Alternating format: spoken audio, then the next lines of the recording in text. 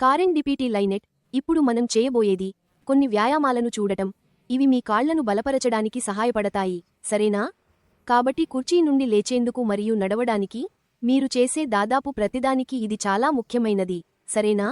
మీ stroke తర్వాత మీ కుడి కాలు మీ ఎడమ కాలులాగా బలంగా లేదని మీరు గమనించి ఉండవచ్చు. అవును, సరే.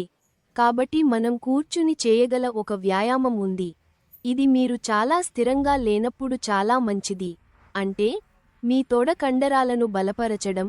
ఇవి ఇంటి చుట్టూ మరియు నిజ జీవితంలో అన్ని వాటికి చాలా ముఖ్యమైనవి. కాబట్టి నేను చేయాలనుకుంటున్నది మీ కాలి చీలమండపై ఒక చీలమండ బరువు పెట్టడం.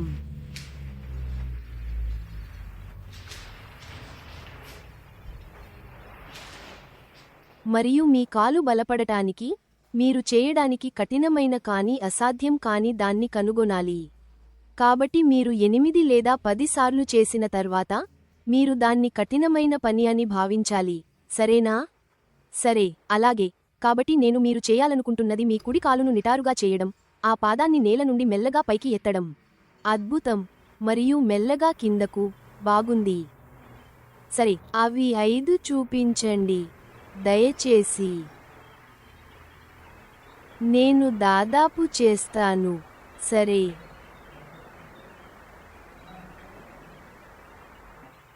నేను మంచాన్ని కొంచెం పైకి పెడతాను.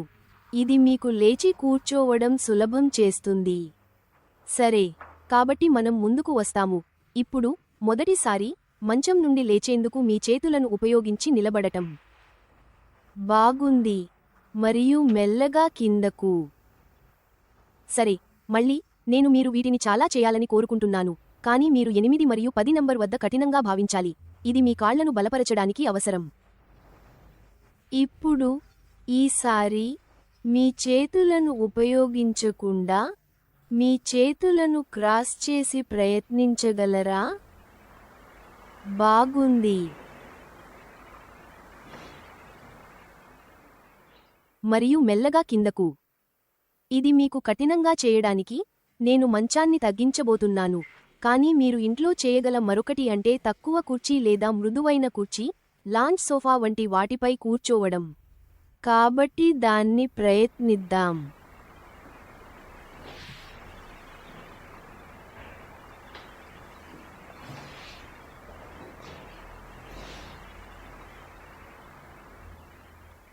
బాగుంది. మీకు నిజంగా సవాలు చేయడానికి నేను మీరు ఆ కుడి కాలును నిజంగా బలంగా నెట్టాలని కోరుకుంటున్నాను. సరే, కాబట్టి నేను మీరు చేయాలనుకుంటున్నది మీ బలమైన ఎడమ కాలును కొంచెం ముందుకు పెట్టడం. సరే, ఇప్పుడు ప్రయత్నించండి. ఇప్పుడు ఇది మరింత కష్టంగా ఉంది. బాగుంది. సరే, సరే, సరే. మరియు స్థిరంగా కూర్చోండి. కాబట్టి మళ్ళీ మీ కాళ్ళు బలపడటానికి నిజంగా కఠినమైన పని కావాలి. సరే, మీరు వీటిని ఇంట్లో సాధన చేస్తే మీరు లేచినప్పుడు పట్టుకోవడానికి ఏదైనా లేదా మీకు సహాయం చేయగల వ్యక్తి దగ్గరలో ఉండేలా సురక్షితమైన ప్రదేశంలో చేస్తున్నారని నిర్ధారించుకోండి.